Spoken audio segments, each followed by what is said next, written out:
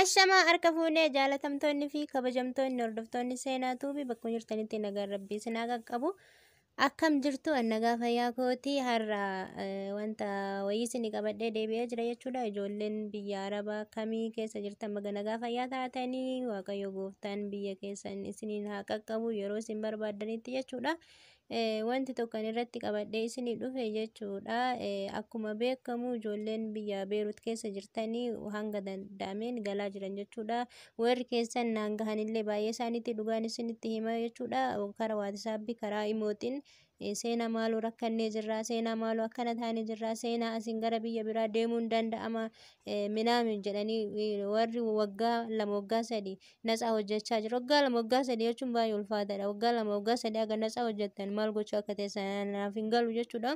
Yookiin immoo walitti qabnee isinii kenniina jedhanii sababa doolaarri badeef isin dhoggachuu danda'an jechuudha. Haa ta'u garuu ji'a 6 ji'a 7 ji'a 8 waggaa tokkollee yoo ta'e waggaa 3 waggaa 2 kun baay'ee ulfaata jechuudha. Baay'isee ulfaata namni erga biyya ofiitii bahetti of jijjiiruu fi waan hojjete san argachuu fi erga hin taaneef immoo keessaa galuudha akka ta'e nu jechuudha.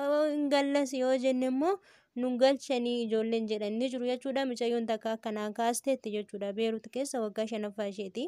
Garuu damoosa waggaa 3 hin arganne naan jette jechuudha. Waan baay'isee namatti ulfaatu.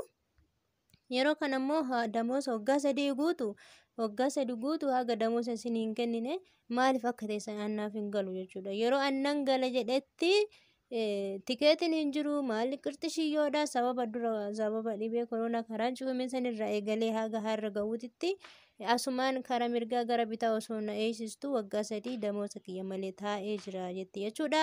Mucayyoon tuni keessattuu ijoolleen baay'een isaanii lakkoofsa imbaasii na gaafatanii lakkoofsa imbaasii duraan nan qaba ture jechuudha.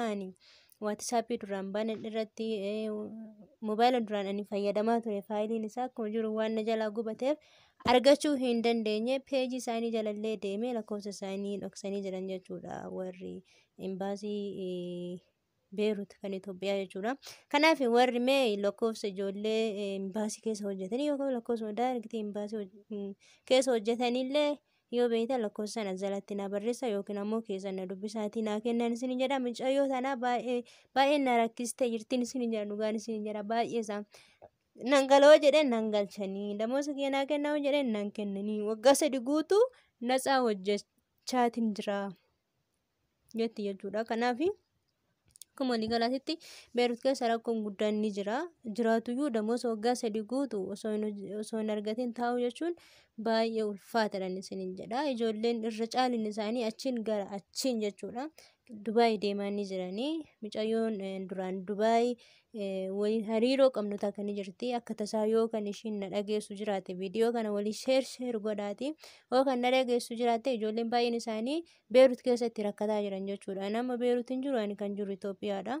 Yeroo san mucayyoo saniin hariiroo walii qabna. Ijoolleen ani karaa asiin karaa miidiyaa yuutuubii kanaan sheer godhee tanaan ijoolleen baay'een isaanii mucayyoo san qunnamanii nagaan Dubaay deeman ni jiran jechuudha. Mucayyoo sun akka tasaa kan na dhageessu yoo kan jiraatu ta'ee lakkoofsi ishii andura waatisaappiidhaan wal qunnamaa turre sababa moobaayila kiyya faayilaan akkuma faayinaaliin isaa jechuudha. Faayiliin isaa akka jiru waan na jala gubateef lakkoofsa nama tokkoo yeroo sanii argachuu hin dandeenye jechuudha.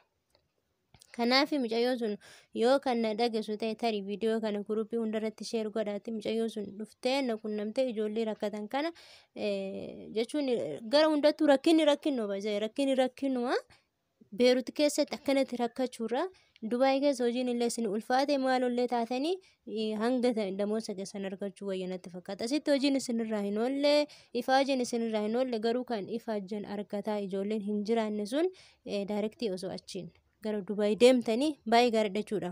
Baay'ee gaariidha maaliif gara Itoophiyaa illee warri isin galchaa hin jiraanne achiin haala mijeeffattanii gara Dubaay deemuun baay'ee tokko barbaachisaa waan ta'eef jechuudha. Kanaan isiniin jedha viidiyoo tana adaraa keessan sheer godhaati waliin gahaati mucayyoo sun osoo kan na qunnamtu ta'e baay'ee tokko natti tola jechuudha. Osoon argadde ishii maayisee Dubaay jirti wal beekan jechuudha. Imbaasota antini madaamota illee sirriitti beeyta ishii Dubaay antin Beerut turte Dubaay deemte jechuudha. Ishiin illee akkuma kanatti ammoo ijoollee baay'ee achi as fidaa jirtu waan ta'eef yeroo sanii kanaaf mucayyoo sun osoo argadhee isheedhaan wal qunnamne ijoollee sitti rakkatan kan karaa ishiitiin deemtanii baay'ee natti tola maaliif baasillee isin hin gaafattu Directuma isin fudhatte jechuudha. Directuma isin fudhatte achitti hojjettanii kafaltanii san waliin kan isin dubbattan ta'a. Garuu yeroo sanitti mucayyoon sun baay'ee ijoollee gargaaraa turte jechuudha. Kanaan ani beeku baay'ee wayii gargaaraa turte, baay'eellee Beeruutiin gara Dubaayii dabarsaatii turteen isiniin jedha jechuudha. Obboleeyyan kiyyaa rakkoon akkuma jirutti ta'ee garuu damoosa keessan kan waggaa 3 dhabuu jechuun baay'ee isa ulfaatadha. Baay'ee ulfaata. Damoosa waggaa 3 jechuun baay'ee ulfaata. Dhugaan isiniin jedhaan. Damoosa waggaa 3 dhiisatii kan ji'a 3 iyyuu hojjetanii dhabuun inni ulfaata. Daarektii fuuteetuma namaa kennuu wayya malee hojjettee dhabuun inni ulfaata jechuudha. Akkanan isiniin jedha obboleeyyan kiyyaa. Homaa waan isiniin jedhuun qabu ijoolleen tokko tokko irra caalin isaanii warri siruma Beeruut keessatti baay'ee rakkataa jiran karaa guruppii minaaminaan gargaaramaniiti gara Itoophiyaatti deebi'an jiran jechuudha. Addallee kun namni 80 gara Itoophiyaatti galee jira. Sunuu rakkin akkamiitiin ciqiciqii meeqan karaa guruppii sigdat leenyaa maal ka jedhu tokkoon leenyaa sigdat maal jedha guruppii wayii isaan gargaaramanii gara Itoophiyaatti ijoolleen soddamu maal akkas karaa isaaniitiin kan gargaaraman ijoollee 50 maal akkasiin galan jechuudha. Karaa isaaniitiin guruppii saniitiin gargaarsa argatanii galan jechuudha. Ijoollee fi namni guddaan jechuudha. Hadda walumaa galatti gara nama 80 kan ta'u Itoophiyaatti galanii jiran jechuudha. Beeruuti akkasiin isiniin jedha ka warri immoo addis illee Itoophiyaadhaa Beeruutti dhufuun jira. Namoonni nagarra musanii jechuudha. Maal gochaa akka dhufan anaaf hin galu. Ani warri yaadanii addisiin ijoolleen haarofti jechuudha. Kara biraatti Itoophiyaa seenaa jiran Itoophiyaa keenya jechuudha. Kanaaf waan akkasii sun immoo baay'ee gaarii hin ta'u. Siruma waan argaa jirtan akkamiin akka itti deemtan anaaf hin galu kan keessa jiru waan ta'u wallaalee jira. Viidiyoo biraatti walitti deebina adaraa keessan garuu waan isin ilaallatu waan ta'eef viidiyoo tana sheer godhaati mucayyoo sana osoo argattee baay'ee natti tola. Kaachiraaneef immoo lakkoofsa baasii Beeruutti ijoolleen beektan asjalatti na barreessa. Ijoolleen keessa baay'een isaanii kan lakkoofsan hin beekamne keessa waan na gaafachaa jiraniif jechuudha. Rakkinallee akkasuma na biraan gahanii ani garuu homaa gochuu hin dandeenye jechuudha. Isin biraan gahee miidiyaadhaan gahee wanni furmaatu godhamus waan jiru natti hin fakkaatu jechuudha.